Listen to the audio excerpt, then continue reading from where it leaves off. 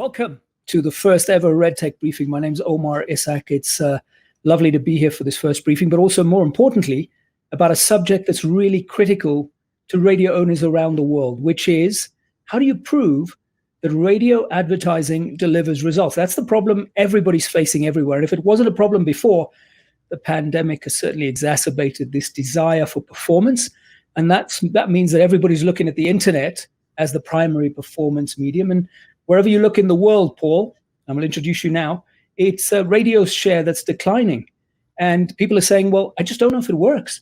And fortunately, Veritone and you have a solution for it. Paul Cramer is the managing director of broadcast solutions at Veritone. Tell me how you're helping advertisers change their perception about the efficacy of radio advertising, Paul. Yeah, Omar, I think you really hit the nail on the head. There's this perception that metrics of success are very hard to measure with traditional mediums like broadcast radio and television, even though we know the reach of those mediums is still so powerful. And, as you said, advertising has become so data-driven in really the last decade. And because of that, a lot of dollars have shifted to digital and performance-based mediums, exacerbated by the pandemic, right? Because now every dollar is being scrutinized. And what Veritone has been able to do, though, is be able to use AI-enabled applications and attribution to provide a lot better insights into those metrics of success, not only to prove campaign efficacy, but also to be able to optimize the campaign to ensure that the campaign is actually delivering the optimal results for the advertiser and the budget that they're spending.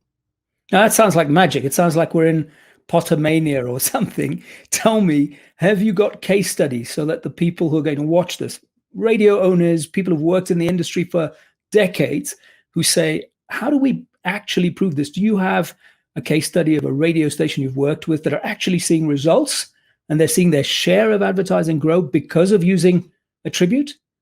We do. And the beauty in this is that we work with nearly 2,000 radio stations in 7 countries. And so we have had so much feedback from the field and just this huge corpus of data that we're sitting on. And the most common question that sales reps or advertising people normally get is, how do I know my advertising is working? That's the question they're getting from their advertisers. And what we do to answer that is, again, use this data to be able to show the cause and effectual relationship between a broadcast campaign and a consumer taking action by visiting an advertiser's website, searching for them online, maybe clicking on a paid search result. And as far as case studies go, that's really, really interesting because we have lots of examples with all different types of market sizes and so forth. One example I love to show or talk about is 2 different campaigns for automotive dealers. And what we saw in one campaign is a car dealership had a 47% increase in their website traffic when they were on the air with a particular radio station. So we said, okay, let's find out what's happening. Let's take a look at the data. And what we saw is they were airing a campaign that had a strong call to action. It had a very rich offer. There was a fantastic sale around a holiday weekend where you would save all of this money on the purchase of a new vehicle, plus get all of these added bonuses with included maintenance for 3 years and upgrades and so forth. And as I mentioned, there was a very clear call to action. Plus, there was a little bit of a novelty. It was a brand new car, and they invited you to go check the website out to see this new car and all the options and so forth. And so they had a 47% increase in traffic. Now, another car dealer ran a campaign very similar to that and only saw a 14% increase in website traffic. And so we said, well, why the difference?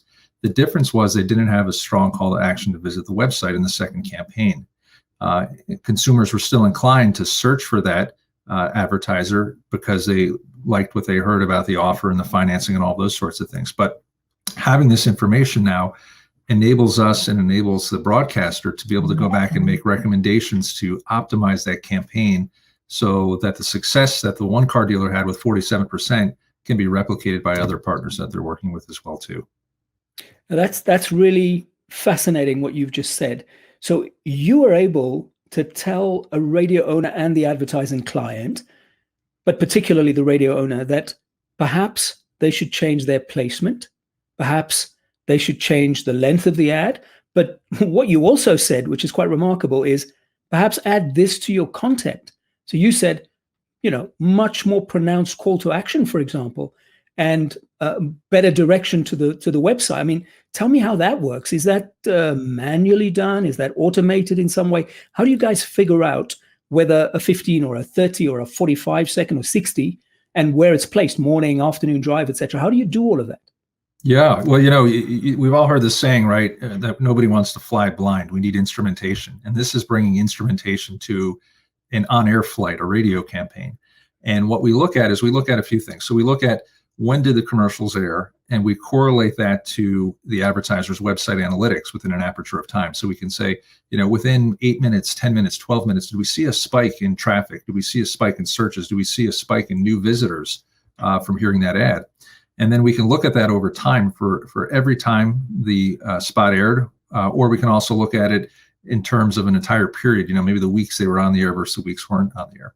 And so that starts to build a story for us, because not only are we showing the aggregate increase in traffic and engagement we've delivered, but we can look at things, to your point, we can A/B copy or A/B test two pieces of copy. So if they're running two different ads on the air, we could say, did response spike for one ad more than the other, because maybe there's something in that ad that's resonating more with the consumer, so we're going to use that more often.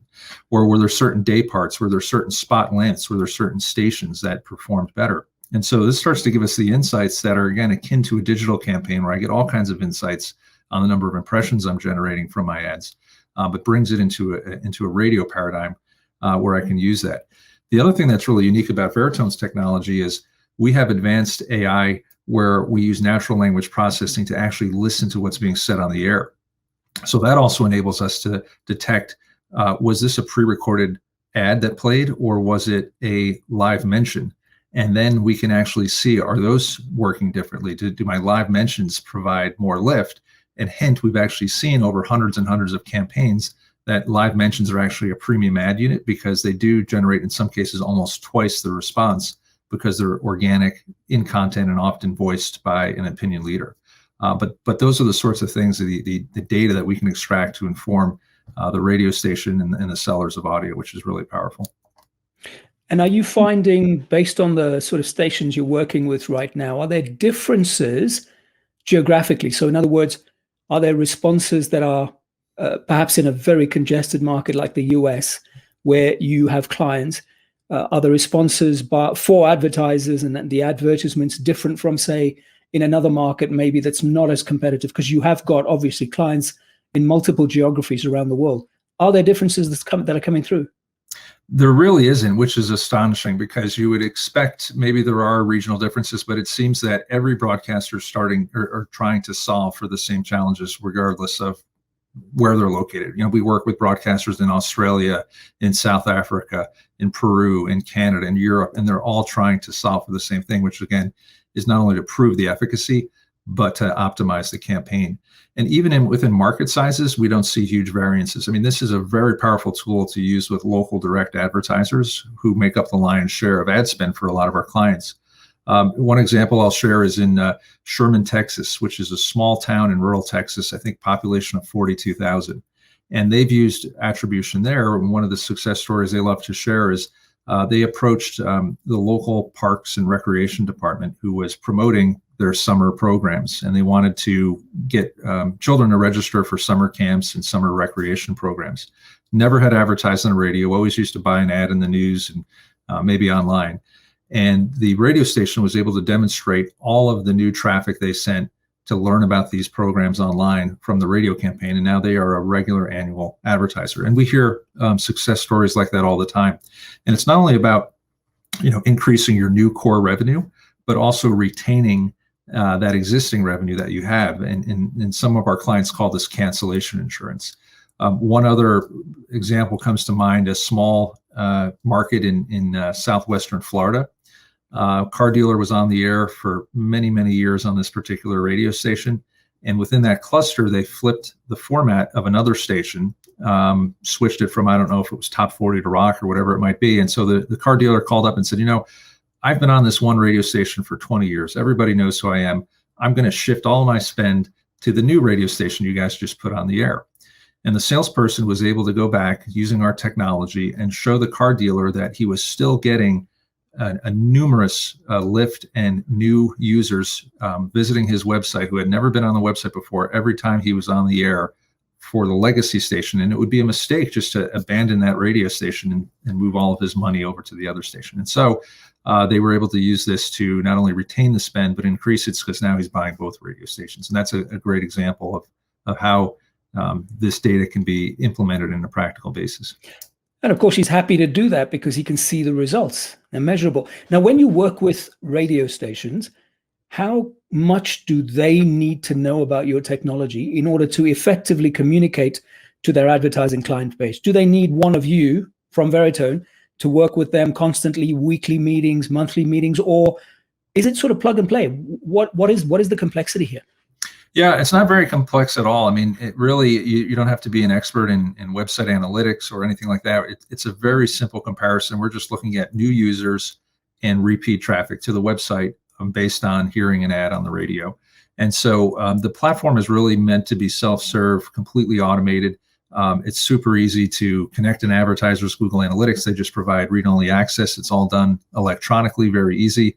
And then the dashboard is meant to be very easy, so you could see your key performance indicators on put in my dates and what's happening. Is my traffic going up? Am I seeing new users? And so our team is there obviously to help, but most of our end users find this extremely easy as a toolkit to communicate and visualize for themselves and their clients.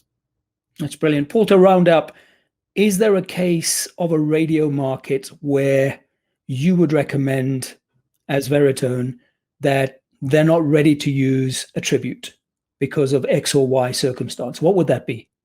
Yeah, I really would say that there's really no market we've come across where you can't use this effectively to provide additional data to inform your advertisers and to ensure the success of the campaign. We have tools in there that even if it's a national advertiser and you're just trying to show the lift in your particular market, you can create a geofence to be able to show just the incremental traffic you're driving for that national brand within your broadcast area. So it's really works with all market sizes, all different types of advertisers, which is great. That's brilliant to hear. Thank you very much for your time this morning, Paul Cramer, Managing Director of Broadcast Solutions at Veritone. That was really helpful and I hope informative for all of our subscribers. Thanks for having me, Omar.